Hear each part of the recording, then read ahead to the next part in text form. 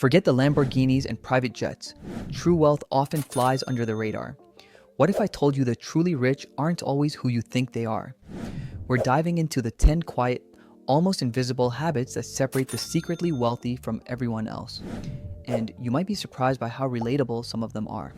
My name is Ivan, and I spend way too much time thinking about money, financial psychology, and why some people seem to effortlessly build wealth while others stay stuck in the same financial patterns for decades. If you're someone who wants to understand the real mechanics behind wealth building instead of just hoping things will magically improve, make sure to hit that subscribe button and give this video a thumbs up if it ends up helping you see money differently. Think about fitness. You can't tell who's strong by looking at their gym selfie.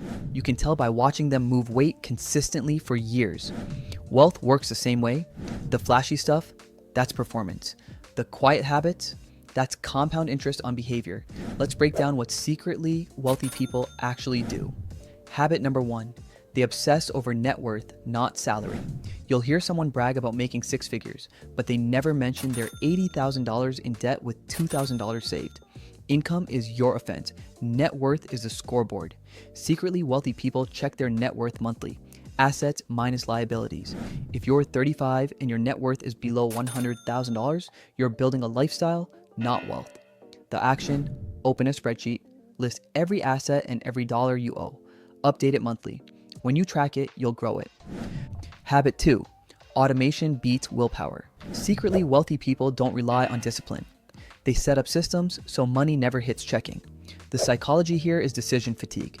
Every time you choose to save, you burn mental energy. Automate it and the decision disappears. The standard move: 401k, contributions pre-paycheck, then savings transfer the day after payday, then automatic investing. Whatever's left is spending money. Most people spend first, save what's left, and wonder why there's nothing left. Set up one auto transfer this week. Start with $50. The amount matters less than the system. Let's shift gears. Habit 3, they ruthlessly limit the 2 expenses that destroy wealth: housing and transportation. Combined, these should never exceed 50% of your take-home pay. Ideally, you're closer to 40%. The math is brutal. If you make $5,000 a month and spend $2,000 on rent and $800 on a car payment, plus insurance, you've just burned 56% of your income on 2 things. That leaves $20,200 for food, utilities, savings, investing, debt, emergencies, and life. You're cooked. Secretly wealthy people drive cars they bought used and paid off. They live in slightly smaller places or stay in lower cost areas longer than their peers think they should. This isn't deprivation, it's math. Every $100 you don't spend on a car payment is $100 that can compound for 20 years. That $100 a month at 8% turns into nearly $60,000. Your car will be worth 0. The action: calculate what percentage of your take home goes to housing and transport right now. If it's over 50%, you have exactly 2 levers: increase income or cut the expense. There's no third option. Here's the catch. Habit 4, wealthy people think long term. They're not trying to get rich next year, they're trying to stay rich in 30 years. This is an identity shift. Short-term thinking means chasing returns and panicking in downturns. Long-term thinking means buying boring index funds and letting compounding work. The psychological unlock: patience becomes your competitive advantage. Most people can't wait. If you can delay gratification for a decade, you've beaten 80% of the market. Concrete example: $500 monthly at 8% for 30 years is $745,000. Same amount for 10 years, $91,000. The difference is patience. The action: set an investment horizon. Write down a date 20 or 30 years out. That's your finish line. Everything between is noise. Now the part no one tells you. Habit 5, they treat savings like a non-negotiable bill. You wouldn't skip rent. Secretly wealthy people treat their future the same way. The average person saves 6%. Wealthy people save 15% to 25%. That gap looks small, but over 30 years, it's the difference between retiring at 55 and working until 70. Here's where people mess up. They think they'll save more when they make more, but lifestyle inflation is real. Raises get absorbed unless you lock in savings first. The fix: every raise, bank at least half before your lifestyle adjusts. Go from $60,000 to $66,000. Increase savings by $3,000 annually. You'll still feel the raise, but your future self wins. Let me make this concrete. Habit 6, They don't carry credit card balances, and they sure as hell don't finance furniture or vacations. Consumer debt is a trap designed to keep you broke. A $5,000 credit card balance at 22% APR costs you $100 a year just in interest. Money that buys you nothing. Secretly wealthy people use credit cards for points and convenience, but they pay the balance in full every single month. If they can't pay cash, they don't buy it. Period. The psychology here is debt creates a mental tax. You're not just paying interest, you're carrying the stress, the shame, the constant background hum of I owe money. That stress compounds into bad decisions everywhere else. Here's the brutal truth. If you're investing while carrying high interest debt, you're doing it backward. A guaranteed 20% return from paying off a card beats a hopeful 10% return from the stock market. The action. List every debt you have, highest interest rate first. Throw every spare dollar at the top of that list until it's gone. Then move to the next. No strategy, no hacks, just execution. Habit 7. They prioritize walking away money.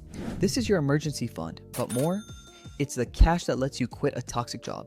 Negotiate harder or say no to things that don't serve you. 3 to 6 months of expenses in savings. If monthly expenses are $3,500, 6 months is $21,000.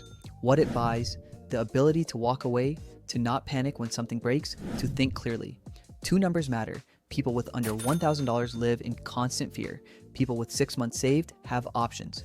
The action, start with $1,000, then build to 1 month, then 3, then 6. This is the foundation.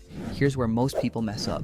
Habit 8, they invest in broad, low-cost index funds and ignore everything else. No stock picking, no crypto, no day trading.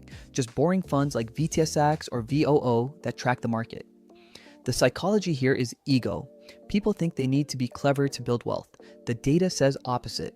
Over 90% of active investors underperform long-term. Secretly, wealthy people accept they're not special. That's their edge. They buy the whole market and hold for decades. Quick sanity check. $500 monthly into S&P 500 at 10% for 30 years is about $1.1 million. That's just math and patience. The objection, what about crashes? Answer, you keep investing. Dollar cost averaging means buying more when prices are low. Every crash has recovered.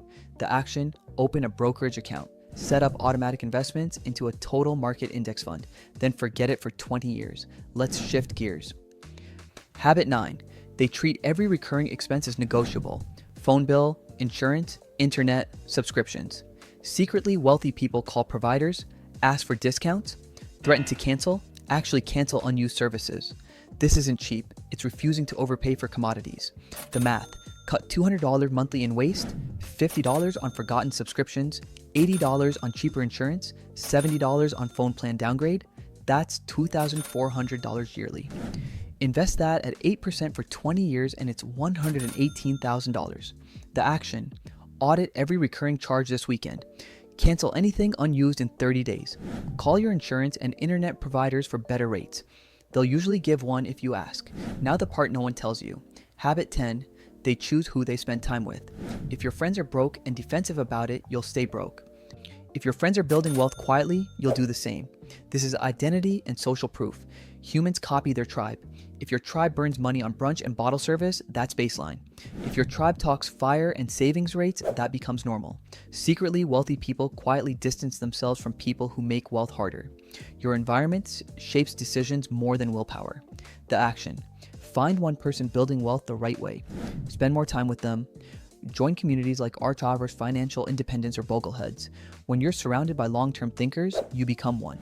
So let's put this all together. The average person saves 6%, carries credit card debt, spends 60% of their income on housing and cars, chases stock tips, and never tracks their net worth. 30 years later, they're still working because they have to.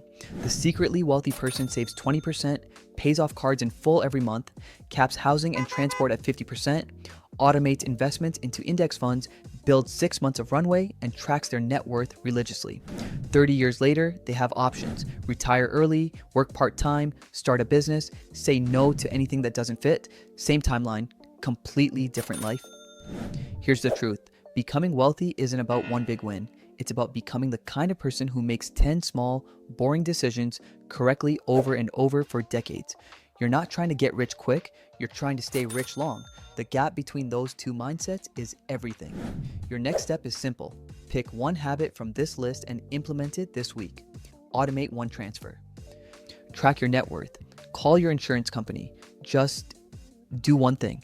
Then next month, add another. Wealth isn't built in a moment. It's built in the tiny, repeated actions that no one sees until the results are impossible to ignore.